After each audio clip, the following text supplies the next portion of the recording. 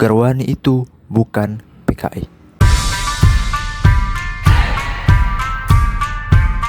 For the evening's work, but were never paid.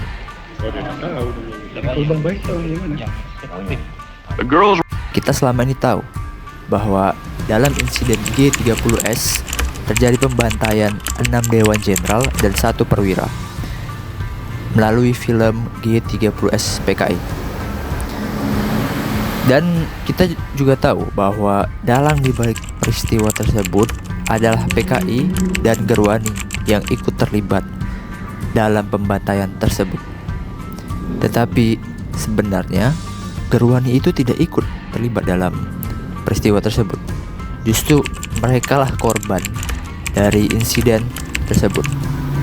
Nah, jadi sebelum kalian berkomentar tentang video ini, mari tonton video ini sampai habis untuk mendapatkan informasi lebih jelasnya. organization called Gerwani. For 6 months before the coup, they were meticulously trained in the fine art of torture.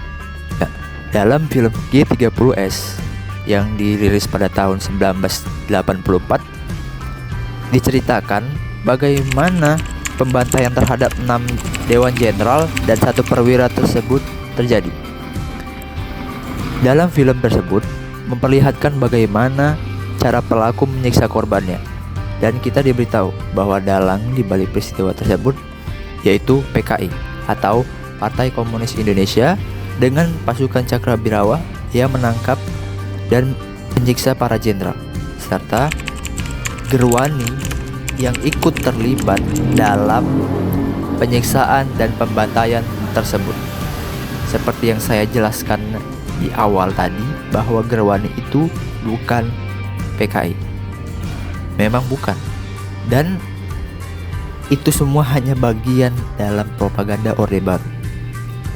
Tapi jika memang Gerwani itu bukan PKI, mengapa mereka ikut menyiksa dan membantai para jenderal tersebut? Nah, jadi sebelum saya memberikan penjelasan alasannya mengapa Gerwani itu terlibat, kita harus mengetahui dulu apa itu Gerwani. Jadi Gerwani itu merupakan singkatan dari Gerakan Wanita Indonesia yang sebelumnya bernama Gerwis atau Gerakan Wanita Sedar yang didirikan pada tahun 1950. Tujuan dari Gerwani ini, didirikannya organisasi ini adalah untuk memperjuangkan hak-hak para perempuan seperti kesetaraan gender, pendidikan bagi para perempuan, hak ikut dalam berpolitik, hak-hak pekerja perempuan, serta reformasi hukum perkawinan dan hak waris. Selain aktif dalam menyuarakan hak-hak perempuan, mereka juga aktif dalam kampanye mereka tentang anti-feodalisme dan pemberdayaan perempuan.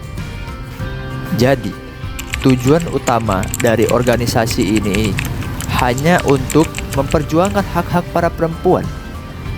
Tetapi, mengapa mereka malah terlibat dalam penyiksaan dan pembantaian para jenderal di insiden G30S tersebut? Dead on arrival.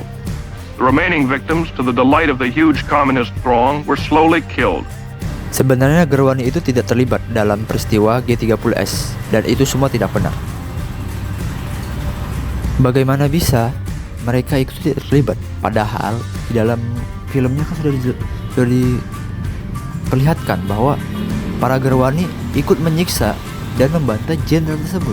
Jika kita melihat dari tujuan didirikannya organisasi Gerwani ini, sebenarnya mereka tidak akan mendapatkan keuntungan apapun dalam pembantaian terhadap 6 jenderal tersebut. Benar kan? Mereka dituduh sebagai PKI hanya karena mereka berafiliasi dengan PKI. Seperti yang sudah saya jelaskan, tujuan Gerwani berafiliasi dengan PKI adalah karena keduanya sama-sama memperjuangkan hak-hak para buruh dan para kalangan kelas bawah. Saya ada video yang bertentangan dengan film G30S tersebut. Nah, berikut videonya. Sejak berdirinya, Gerwis antara lain aktif mendorong perubahan undang-undang perkawinan yang dianggap tidak adil terhadap perempuan. Nah, di dalam film kan itu dinarasikan bahwa Gerwani menyiksa para jenderal dengan memotong kemaluan mereka. Tetapi sebenarnya itu tidak terjadi juga. Bagaimana? Apakah ada buktinya? Tentu saja ada.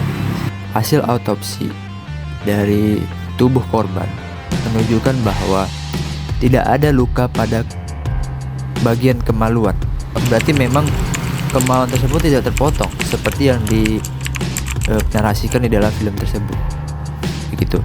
Nah, akibat dari tuduhan yang dilemparkan ke Gerwani ini, para anggota Gerwani ditangkap dan dijadikan tapol atau tahanan politik tanpa proses pengadilan. Bahkan banyak dari mereka yang dibunuh dan disiksa, dan keluarga korban juga tidak mendapatkan keadilan. Buktinya dapat kita lihat dalam buku karya Anna Mariana yang berjudul Perbudakan Seksual, perbandingan antara masa fasisme Jepang dan Orde Baru. Salah satu kisahnya yaitu seorang perempuan bernama Sumarmiati alias Mami yang berprofesi sebagai guru.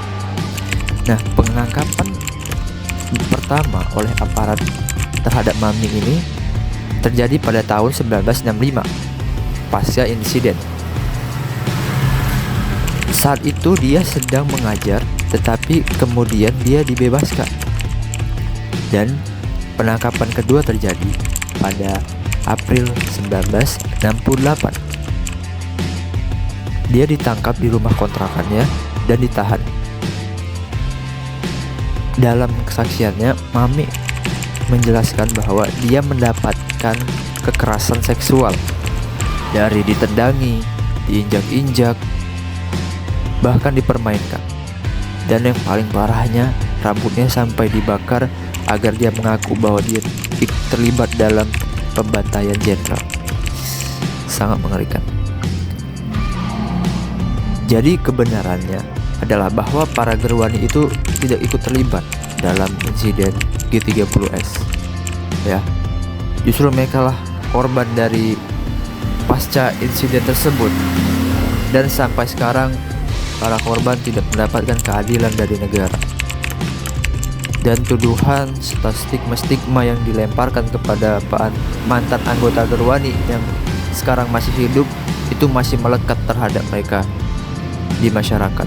Bahkan masyarakat masih percaya bahwa Gerwani itu sangat kejam.